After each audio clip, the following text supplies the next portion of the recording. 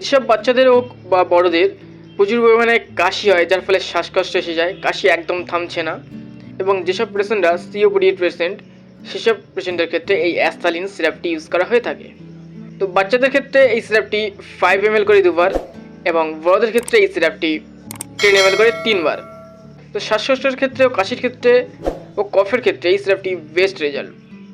তো এই অ্যাস্থালিন সিরাপটি সম্বন্ধে বিস্তারিত যদি জানতে চাও, অবশ্যই আমার চ্যানেলে ভিজিট করতে পারো, এবং ভিডিও যদি ভালো লেগে থাকে অবশ্যই like, comment, share and subscribe.